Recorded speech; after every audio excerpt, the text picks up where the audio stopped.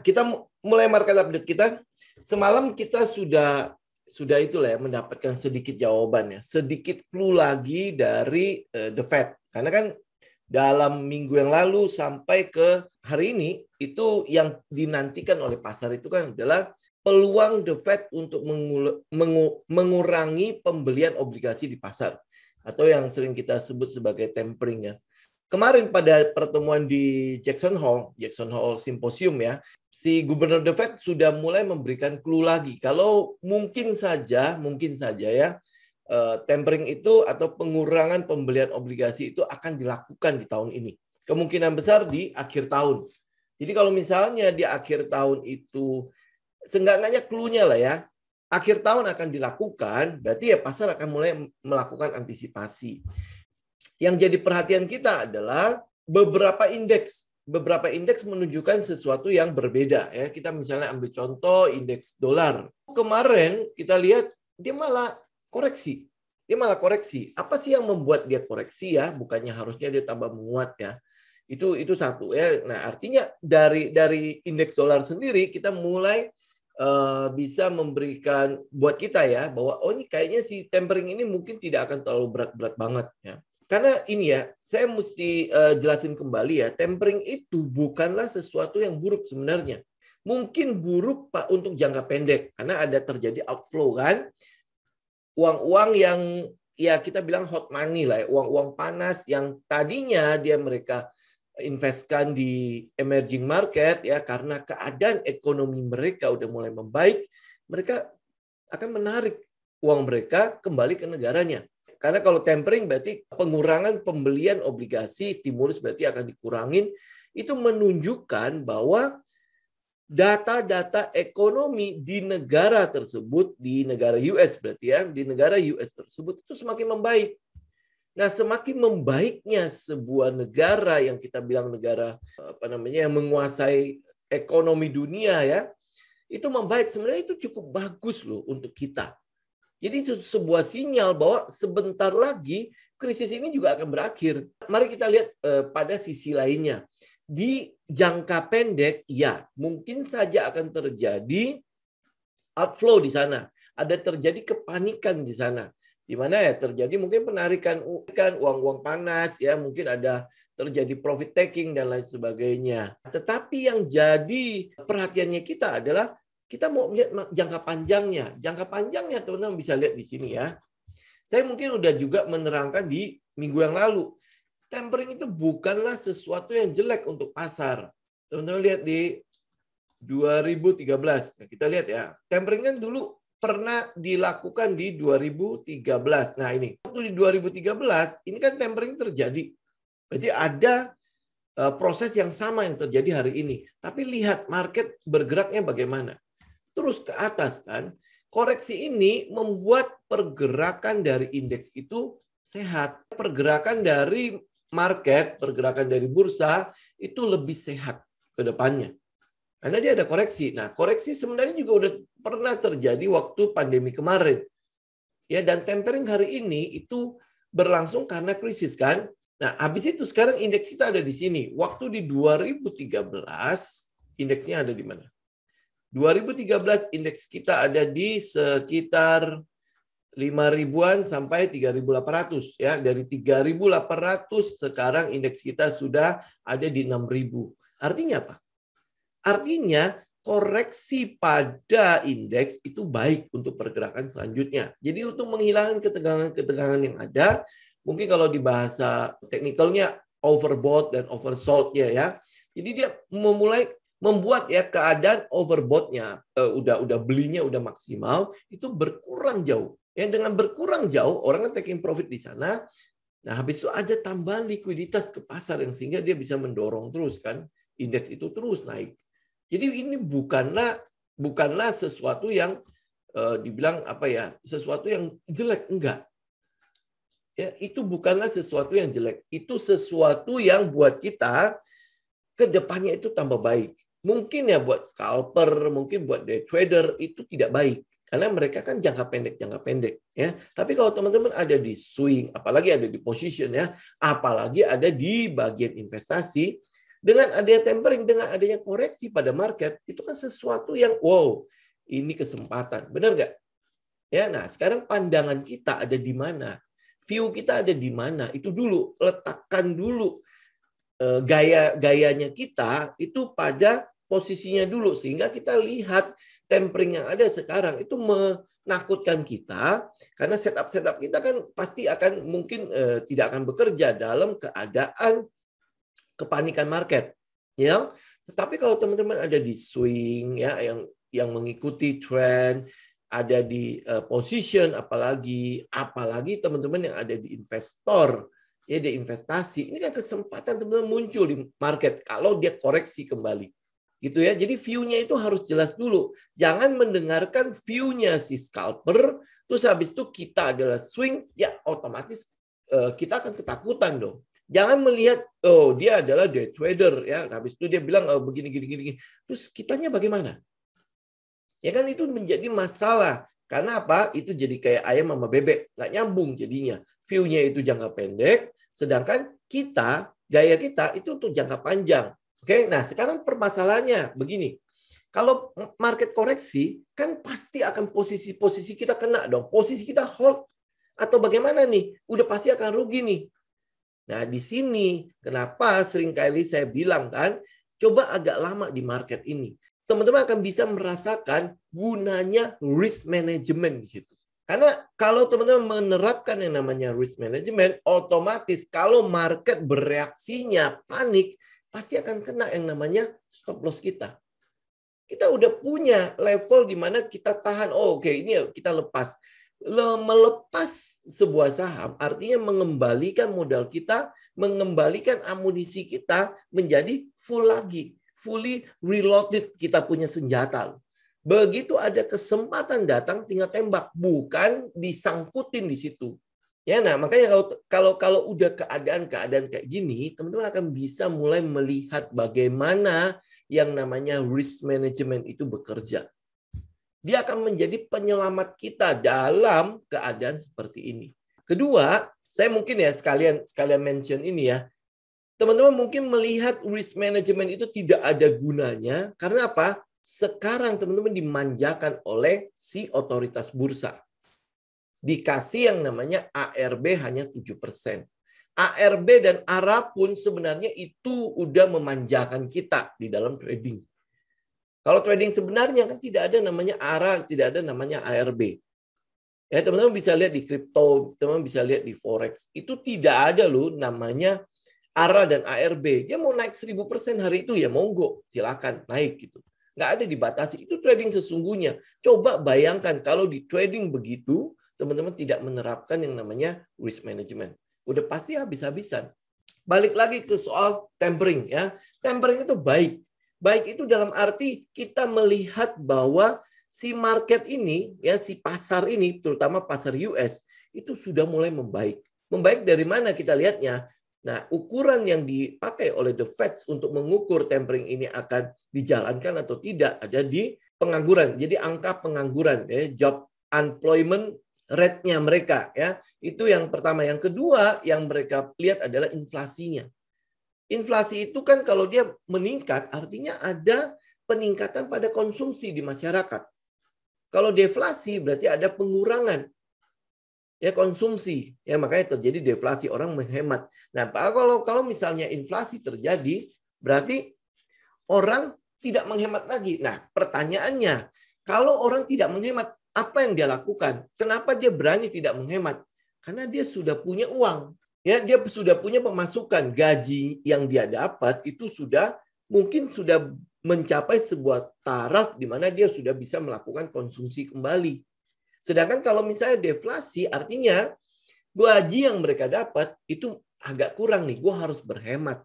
Keadaan ekonomi sedang tidak bagus-bagusnya, berarti penghematan akan terjadi. Barang-barang yang tadinya mungkin dibeli dengan butuh nggak butuh dia beli gitu ya. Ini mungkin dia akan mulai memilah, ini saya butuh apa tidak dan lain sebagainya. Makanya akhirnya terjadi deflasi. Ya, nah kalau inflasi berarti mereka punya peningkatan pada pendapatannya. Itu apakah itu bagus? Secara ekonomi ya itu jelas lebih bagus dong.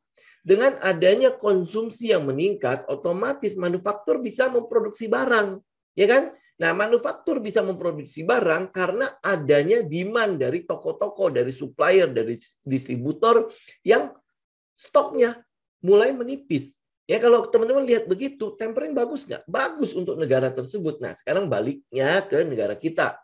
Pasti akan terjadi outflow dong. Ya, orang di negaranya lebih baik, terus habis itu dia gimana? Outflow akan terjadi. Betul, itu adalah periode jangka pendek. Jangan lupa, teman-teman ya. Indonesia itu menang banyak hal, kita menang. Pertama adalah bonus demografi kita. Kita punya penduduk 260 juta. Ini artinya apa? 260 juta ini. Ini artinya konsumen, bro. Ini adalah konsumen. Mereka mau tidak mau, mereka akan balik lagi ke sini.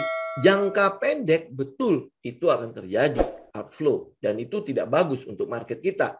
Ya, tetapi jangka panjang, selama perekonomian kita stabil, ya, pemerintahan kita stabil, politik kita stabil, mereka akan kembali lagi. Karena bonus demografi kita itu tidak bisa dia dapatkan di tempat lain. Indonesia itu adalah negara dengan penduduk keempat terbesar setelah US, China, India, dan kita. Ya, secara ekonomi kan kita butuh orang untuk membeli barang kita. Betul ya? Kalau misalnya di negara kita sudah mulai kehabisan, pasarnya udah mulai habis, apa yang kita lakukan? Ekspor, ya, benar kan? Ekspor. Nah, proses ekspornya kan butuh negara-negara dengan konsumen-konsumen yang besar. Makanya Indonesia cukup dikejar. Makanya kenapa India cukup dikejar? Karena memang bonus demografinya, penduduknya itu besar. Jadi untuk jangka panjang, kita nggak khawatir kok Indonesia bakalan ditinggal dan lain sebagainya. Jangka pendek, betul. Nah, oleh karena itu, pergerakan jangka pendek ini, kenapa kita butuh yang namanya risk management. Begitu kena stop loss kita, ya sudah. Ya, apa yang kita lakukan? Wait and see. Kalau ada setup yang bagus, maka kita masuk lagi. Nah, habis itu kalau udah lihat keadaan market seperti ini, berarti kan ini kemungkinan besar sideways akan terjadi, ya, atau mungkin terjadi koreksi akan terjadi. Apa yang kita lakukan? Ya, kalau kita mau masuk ke dalam sebuah posisi, lakukan konservatif. Tunggu sampai rules-nya, aturan untuk masuk ke dalam posisi tersebut tercapai. Kalau di dalam bull market, pada saat pasar sedang euforia-euforianya, kita mungkin bisa mengambil langkah agresif, ya, lebih ke arah spekulasi dan lain sebagainya, ya kan? Tapi kalau udah dalam keadaan market seperti ini, yang kita lakukan adalah konservatif. Tunggu sampai dia memenuhi semua aturan kita. Kalau dia memang breakout, ya sudah tunggu dia breakout sepenuhnya. Berarti candle kedua baru kita masuk. Atau setelah dia breakout, kita tunggu dia pullback. Pullback baru kita masuk. Kan memberikan konfirmasi buat kita, ya. Nah, itu langkah konservatifnya kita untuk menjadi kalau market dalam keadaan seperti ini tidak menentu. Karena tidak semua orang, ya, akan melakukan research apa sih temper tantrum itu apa, efeknya apa dan lain sebagainya. Saya tahu kok trader malas banget untuk melakukan research seperti itu. Tapi kalau teman-teman ingin mendapatkan sebuah gambaran dan melengkapi trading plan teman-teman jauh lebih baik, lakukan selalu research. Ya, ada sebuah gaya analisa yang top to down kan. Nah, kalau top to down mereka pasti akan ngecek yang namanya global market. Tujuannya apa? Karena perekonomian hari ini itu udah berkesinambungan semuanya. Nah, karena adanya sepertinya ada satu kesatuan di global, ya. Jadi satu market akan saling mempengaruhi market yang lain. Oleh sebab itu, apa yang kita lakukan untuk di hari Senin ke depan? Yang kita lakukan pertama adalah kita menunggu regional kita gimana. Kalau lihat dari Dow Jones, ya, Dow Jones kemarin merespon apa yang dipidatokan oleh si gubernur, ya, gubernur The Fed. Tapi responnya pun itu bukanlah membuat si Dow Jones itu menjadi all time high. Oke, nah kita lihat teknikalnya, ya. Kita masih melihat peluang Dow Jones itu untuk koreksi juga besar. Ya, masih ada nih, ya, all time high-nya kan di sini.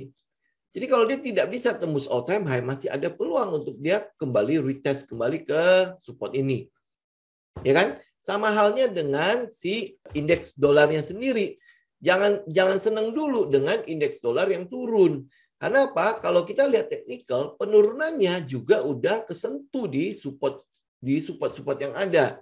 Kalau kita lihat dari trendline ini, dia ada di support itu ya. Kalau lihat dari horizontal, dia masih ada di area yang kita masih bisa sebut itu sebagai support. Kalaupun dia turun, ini masih ada satu trendline lagi di sini.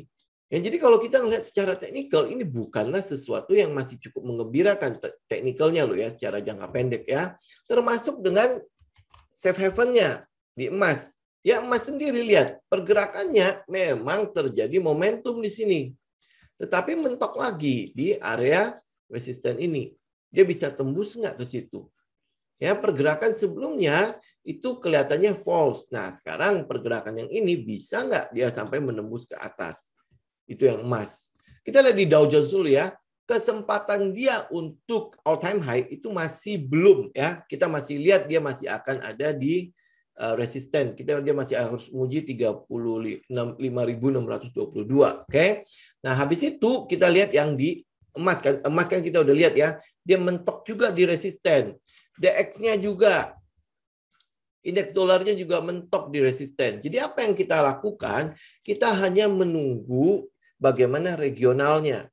Ya, bagaimana regionalnya berlaku nih besok.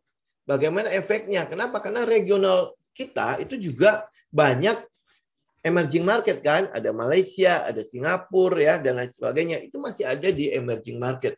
Nah, kalau kita lihat ya, balik lagi ya, lihat daripada indeks harga saham gabungan, peluang banget kok. Peluang banget dia untuk retest kembali ke 5.933 sampai 5.860. Itu peluang banget kalau kita lihat dari sini ya. Kita lihat penurunan dari ini high, ini high, ini high, masih terus turun kan. Nah, ini kalau misalnya dia begini, ya kita tinggal melihat nih, support yang saat ini itu cukup kuat nggak untuk menahan indeks. Sekali lagi ya, konfirmasi besok. Apakah regional kita juga ikutan hijau atau merah? Kalau dia hijau, jangan senang dulu ya. Ingat ya, jangan senang dulu. Bisa jadi indeks kita baru akan sampai ke sini. Oh, terus retest lagi kembali ke bawah. Ya itu ya kita lihat ya. Satu itu. Kedua, ya saya mau katakan begini. Kalau kita lihat teknikal dari saham-saham yang ada, banyak banget kok. Teknikal dari saham-saham yang ada, itu dalam posisi seperti bersiap menunggu something. Entah dia sedang bersiap menunggu ini ya, hasil tempering ini. Kira-kira akan dijalankan atau tidak. Kalaupun dijalankan, kira-kira nanti dia akan seperti apa. Ternyata si Gubernur The Fed itu kan tidak memberikan sinyal yang pasti, oke, gue akan jalankan begini, nggak ada. Ya, dibandingkan dengan waktu di 2013 dia sempat dari berapa gede ya dia turunkan menjadi berapa besar. Jadi untuk pembelian obligasinya tadinya misalnya nilainya A gitu ya, diturunkan menjadi B. Nah, ini sekarang masalahnya nggak ada clue seperti itu. Oleh sebab itu yang bisa dilakukan oleh pasar adalah ya mereka akan berlaku oke, di Desember tahun ini kelihatannya akan jadi ya karena ada beberapa gubernur bank sentral yang negara bagiannya ya. Jadi dia punya negara bagian dan setiap negara bagian itu ada kepala The Fed-nya. Nah, dari negara-negara bagian itu, gubernurnya sendiri itu udah ngomong lebih baik dilakukan tahun ini, lebih baik malah sekarang. Ada gubernur yang sampai udah mengatakan seperti itu ya. Itu kan memberikan kepada kita sebenarnya sinyal bahwa di data-data ekonomi di Amerika sudah mendukung untuk pengurangan QE-nya, ya quantity easing-nya.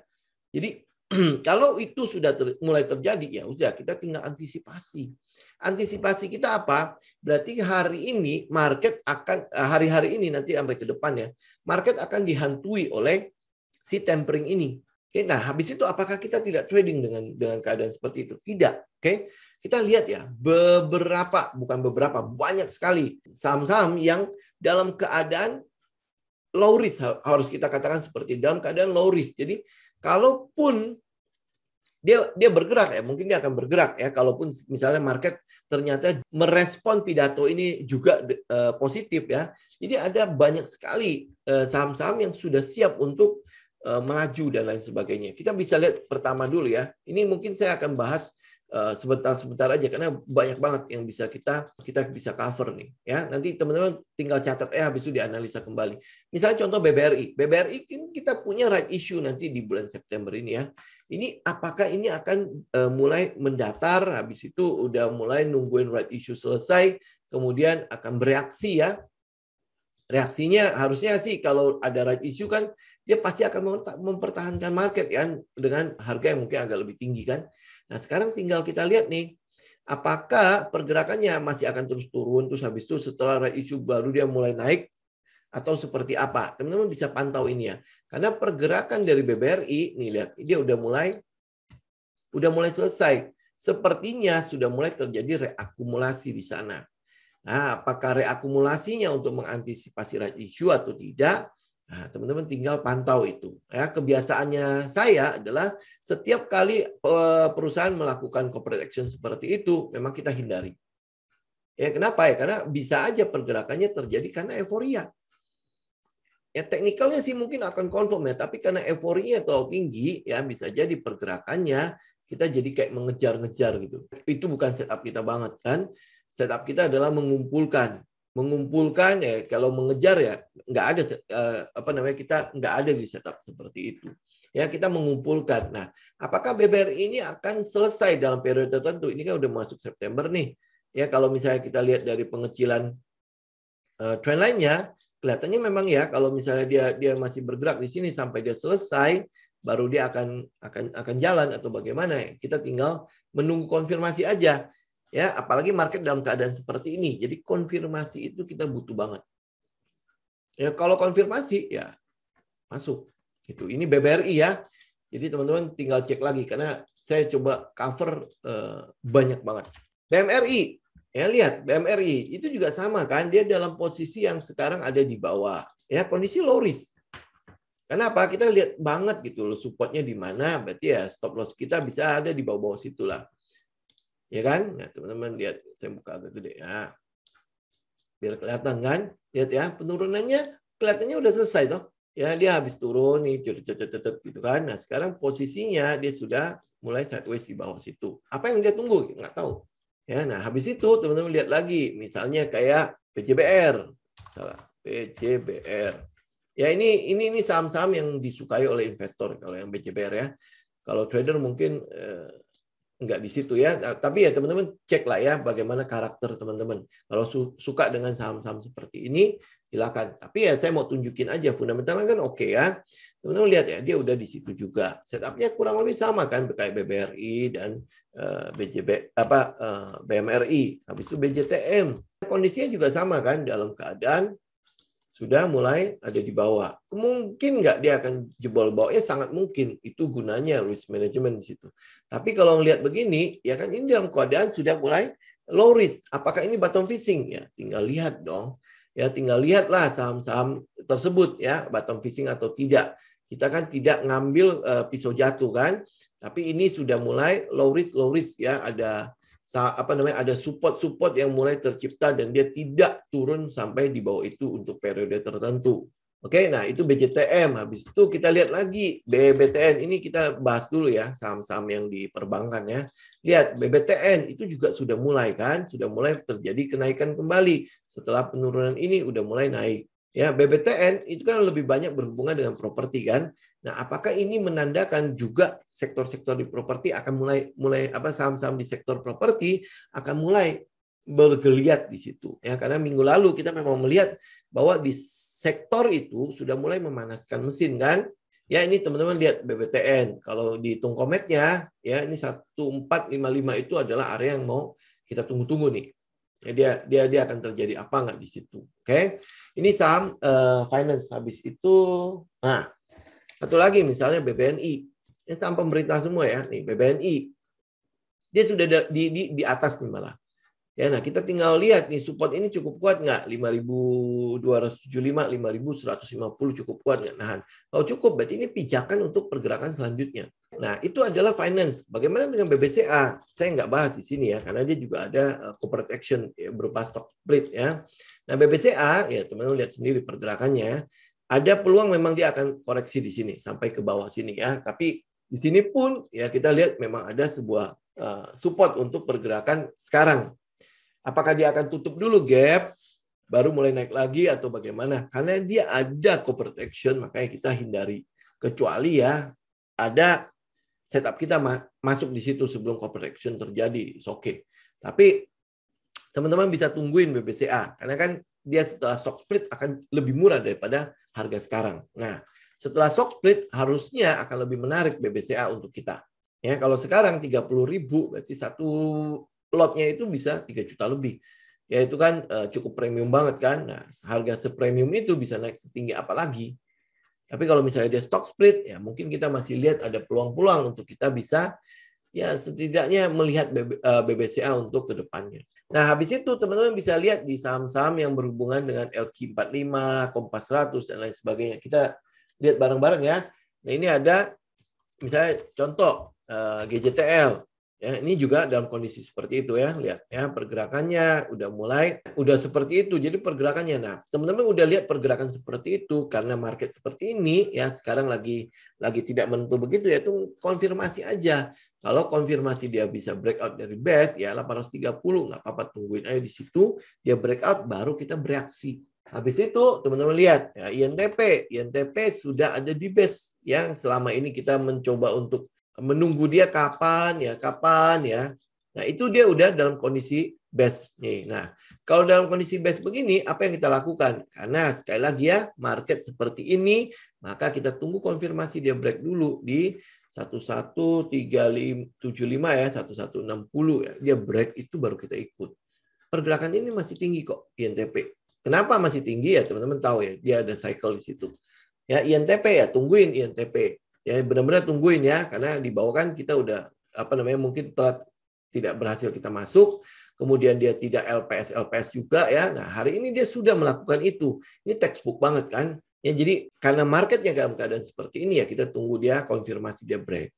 Kalau dia udah break, kita ambil. Ya INTP coba bayangkan ya, INTP seperti itu. Habis itu ada UNTR. UNTR juga sudah mulai berlaku seperti itu. Lihat ya, pergerakannya sudah ada di bawah-bawah. Ya, sudah ada di bawah. Apakah dia akan berhenti di bawah? Ini karena sudah tes 3 kali ke bawah.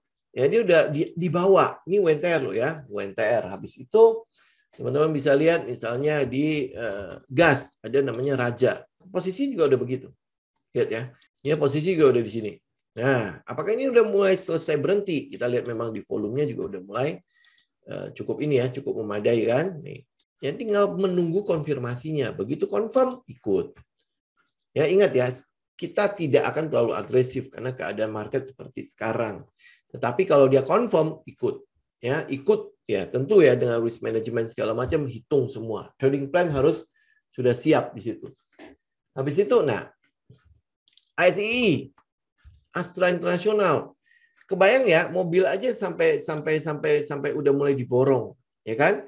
Nah, artinya apa? Mungkin saja enggak ya karena efek dari si stimulus ya PPNBM yang dibebaskan segala macam ini mampu nggak menggerakkan penjualan mobil ke depannya. Ya tinggal kita ikutin ini pergerakannya. Apakah support ini 5.000 ini cukup kuat nggak untuk menahan pergerakan selanjutnya? Kalau tidak, berarti dia akan base kan di sini. Kalau dia bisa base di sana, it's good juga buat kita. Kenapa? Ya karena dia membentuk sebuah pijakan. Ya, pijakan untuk pergerakan selanjutnya. Jangan lupa di sini ada resisten 5.450 sampai 5.600. Berarti kan memang dia butuh tenaga untuk bisa break dari sini. Ya hitung kometnya 1 2 3 1 2 3 4. Ya, ini udah keempat ya. Ya kali ya kalau dia bisa break dari situ ya mungkin ya. Ya ada sebuah pergerakan yang bisa menerobos si resisten ini atau tidak. Ya, jadi saya mencoba untuk mengcover banyak sekali ya.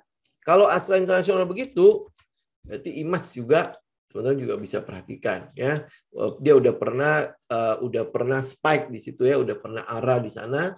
Ya, kemudian dia mengalami penurunan. Nah, penurunan ini ya Astra juga mengalami penurunan. Apakah ini melihat situasi yang ada atau bagaimana? Ya, kita tinggal menunggu nih bagaimana reaksinya. Penurunan ini udah selesai apa belum ya atau dia nanti akhirnya membentuk sebuah setup atau bagaimana?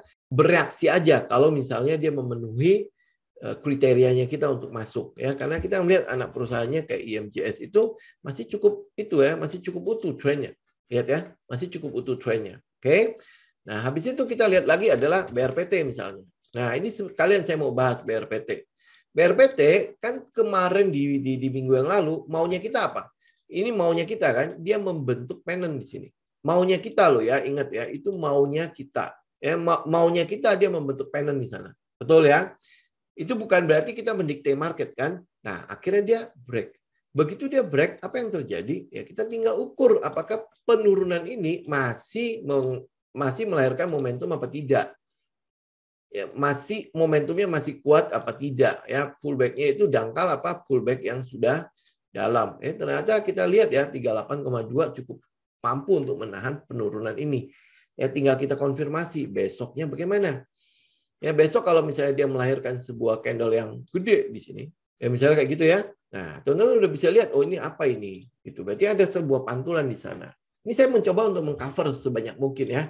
Ini ada lagi saham lain adalah keras. Kenapa Krakatau Steel kita mulai perhatikan ya, apalagi yang baja-baja mulai kita perhatikan? Karena apa? Karena membaiknya ekonomi di Amerika, dia kan mulai lagi itu ada proyek yang namanya infrastruktur kan. Benar ya, kemarin udah disetujuin anggarannya dan sebagainya. Berarti mereka akan mulai membutuhkan baja, membutuhkan besi untuk proyek infrastruktur mereka. Ya, nah, salah satu yang memproduksi baja itu adalah Krakatau Steel. Dan kita lihat ya, performance-nya itu sudah mulai berubah kan dibandingkan dengan tahun-tahun sebelumnya lah. Tahun-tahun sebelumnya kalau misalnya saya bilang Krakatau Steel, semua orang apa sih, gila lu ya saham dengan fundamental jelek begini aja lu perhatiin. Tapi hari ini kan mulai berbeda sama kayak Friends. Friends beberapa tahun yang lalu kalau saya ngomong Friends, aduh Friends lagi diambil itu saham seperti apa sih gitu ya. Nah, Krakatau Steel pun sebenarnya sama. Sekarang kalau saya ngomong Krakatau Steel pasti udah berbeda tanggapan di masyarakat ya. Apalagi dengan tempering ini berarti ekonomi Amerika akan lebih baik, proyek infrastrukturnya anggarannya sudah disetujui ya. Jadi kita berharap adalah ekspor ya, peningkatan nilai ekspor dari Krakatau Steel itu akan semakin terjadi. Oke, nah kita masih melihat bahwa si Krakatau Steel juga sama kan, posisinya juga mirip-mirip dengan si saham-saham yang tadi saya bahas ya. Makanya teman-teman masih bisa perhatikan ini. Kalau kemarin kita udah kena trailing stop ya tinggal perhatikan. Dan sekali lagi berlakulah konservatif karena market sedang dalam keadaan begini kan. Berarti apa yang kita lakukan ya konservatif. Tunggu sampai dia break, tunggu sampai dia benar-benar membentuk sebuah struktur di sana, baru kita mulai memasuki saham tersebut. Ya kan udah lumayan kena trailing stop kan, udah mengantongi keuntungan di sana. Ya berarti udah ada tambahan modal. Nah, kalau udah keluar, ya tinggal menunggu kapan saatnya untuk kita mulai masuk kembali.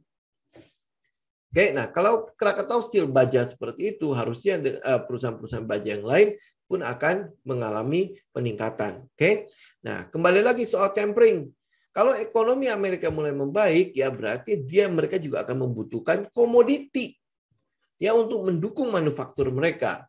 Nah, kalau komoditi, teman-teman bisa lihat misalnya kayak tins, ya lihat posisinya kan kurang lebih sama ya, kayak itu ya. Kayak yang kita bahas semua ya. Jadi setup-setupnya kurang lebih sama. Jadi memang ada di sekitar support ya. Nah, apakah dia akan break ya? Kalau dia break, ini kan low risk kita. Udah dalam keadaan low risk. Betul? Ya. Nah, kalau dia naik ya dia naik dengan upsize yang lumayan. Tapi kalau dia risk ya berarti risk kita terbatas. Oke, ini adalah reward-nya kalau dia jalan. Tetapi kita tentu tidak melihat silau dengan reward-nya. Ya, pergerakannya gila ya, bagus ya gitu segala macam. Enggak. Yang kita konsentrasi adalah risk-nya. Kita mau pastikan risk-nya kecil dulu. Risk-nya kecil dulu, reward-nya gede. Karena reward ini belum tentu kita dapat loh. Ya kan? Belum tentu kita dapat loh. Risk-nya udah pasti kita dapat. Jadi begitu market udah break ya pasti akan kena risk. Naik belum tentu loh. Jangan lupa ya, penurunan harga itu biasanya berlangsung jauh lebih cepat daripada kenaikan harga. Nah, kenaikan harga ini dibutuhkan psikologi. Benar nggak? Waduh, lama banget ya. Kok nggak naik-naik? Turun. Padahal cuma koreksi biasa. Ya, udah taking profit aja. Rewardnya lupa, masih di sini. Ya, padahal dia cuma taking profit doang, habis itu naik lagi. Kan pergerakan harga begitu. Ya, nah makanya kenapa sering kita bilang reward itu belum tentu teman-teman dapatkan. Karena di situ butuh psikologi. Ya, tetapi yang namanya risk udah pasti. Begitu kena, lu keluar apa enggak? Lu nggak keluar, ya udah tambah dalam. Makanya lamaan dikit di pasar, lamaan dikit ya, lamaan dikit. Habis itu teman-teman akan lihat ya, mana yang lebih penting. Memperhatikan, wow rewardnya gede, atau ini risknya kecil. Nah ini adalah posisi yang gue mau tunggu nih. Oh ya, satu lagi yang berhubungan dengan komoditi, yaitu Antam. Lihat, ya ini malah udah ini saya malah lebih suka dengan setup seperti ini. Lihat ya, dia udah mulai teng ya, udah mulai mengecil kan? Kayak dia udah mulai mengecil ya. Nah, sekarang permasalahannya memang ini kuntulnya banyak banget. Ya, nah tinggal teman-teman pastikan dulu ya, saham-saham di sini kan berarti ada nikel, ada Antam di situ. Ada emas di sana kan. Emas kan ada kenaikan di sana. Tetapi kan mentok di resisten. Kan kita belum tahu dia benar-benar akan berhenti di sana atau tidak. Ya, nah kok diburu gitu loh emas di tengah tempering ini. Harusnya kalau misalnya dia temperingnya jadi, berarti kan dia mengurangi nih likuiditas yang ada di pasar. Dia mengurangi QE-nya kan. Nah, harusnya itu akan mendorong dunia usaha untuk lebih agresif kan. Nah, ini kok malah diburu si safe haven itu. Yang dilepas itu malah dolar. Kan ini memang harus kita itu kan ada yang perlu kita konfirmasi di sana. Nah, oleh sebab itu ya kalau lihat dari indeks harga saham gabungan, saham-saham yang ada ini dari tadi kita bahas saham-saham yang ada itu, kita ngelihat memang mereka ada setup yang masih utuh. Utuh itu dalam arti ya cuma bergerak begitu-begitu saja. Menunggu kepastian dari pergerakan si indeks harga saham gabungan. Jadi kalau misalnya lihat indeks harga saham gabungan kembali ya, saham-saham di dalamnya itu dalam keadaan seperti itu loh.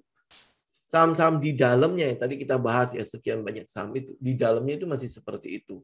Oleh sebab itu, makanya kenapa saya masih cukup yakin sih sebenarnya dengan si indeks itu paling dia akan koreksi sampai ke trendline, terus habis itu mulai sideways di sini nih, mulai terus mengecil di sini nih. Ya, ini ingat loh ya sekali lagi ya. Ini kan harapannya kita dia akan terus mengecil. Nah, kalau ini sesuai dengan skenario-nya kita, berarti saham-saham di dalamnya pun akan berlaku seperti itu. Kalau ada yang confirm ikut, ada yang confirm ikut, ada yang confirm ikut. Ya, jadi masuk dulu ngambil posisi karena begitu dia break kembali ke sini, ini mungkin ya akan terjadi euforia kembali. Karena kalau sampai ini ya dia di jalan ya, ini mungkin akan sampai ya sekitar Oktober November.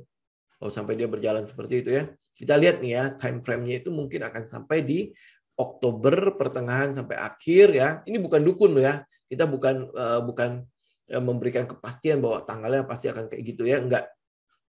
Tapi cuma melihat ya kalau ini prediksi kita pas ya, skenario-nya kita pas dan market setuju dengan skenario ini, maka kita masih akan lihat ya pergerakan market yang membosankan itu sampai mungkin di pertengahan Oktoberan. Ya mungkin saja nanti siapa tahu di September dia udah mulai jebret kan. Ya, nah itu yang teman-teman mesti perhatikan. Jadi bisa aja saham-saham yang tadi kita bahas itu juga akan berlangsung seperti itu. Sampai ya mungkin pertengahan September atau menjelang Oktober ya baru mulai ada sebuah pergerakan di sana. Jadi itu ya teman-teman ya. Jadi view untuk minggu depan adalah kalau hari Senin kita perhatikan dulu saham indeks regional itu berlakunya seperti apa. Apakah dia akan berlaku sama dengan si Dow Jones ya, si S&P 500 ya bergeraknya terus merespon pidatonya si Powell itu ya atau dia berlaku sebaliknya. Karena ini mungkin akan terjadi outflow nih. Ya, regional itu ya berarti ya teman-teman lihat namanya Nikkei, namanya Cina, namanya Malaysia, namanya Thailand, namanya Singapura dan Filipina. Itu kan adalah regional yang kita mau. Gitu ya, tinggal teman-teman lihat di situ. Habis itu kalau dia bereaksinya ternyata berbeda dengan si Dow Jones segala macam, hati-hati. Ya, fokus di stop loss-nya kita. Kalau memang kena stop loss sementara kita berhenti dulu. Sementara kita kembalikan posisi cash kita kembali ke modal kita. Jadi modal posisi cash itu jadi mungkin 100% atau mungkin masih ada yang belum kena stop loss ya. Kita akan fokus di stop loss-nya. Tapi begitu kena stop loss keluar, balikin amunisi kita. Ya, siap dalam posisi cash kembali. Kita menunggu apa? Nunggu setup-nya konfirmasi baru kita masuk. Ya, dalam keadaan market seperti ini sekali lagi kita tidak terlalu agresif. Ya karena kalau teman-teman agresif ya hanya menyumbangkan uang saja di pasar. Jadi kita tidak terlalu agresif. Ingat ya, prinsip kita dalam trading itu adalah saat market ya, saat orang-orang sedang ketakutan, itu kita beli. Kita beli dari mereka yang sedang pesimis. Oke, nah cuma kita menunggu aja kapan dia akan pesimisnya maksimal. Nah, habis itu kita akan jual pada saat orang-orang semua optimis. Ya, bisa baca di pasar lah sekarang ya, apakah market itu dalam keadaan optimis atau pesimis. Dengan adanya tempering ya, dengan ada berita tempering, orang udah mulai was-was. Orang udah mulai hati-hati.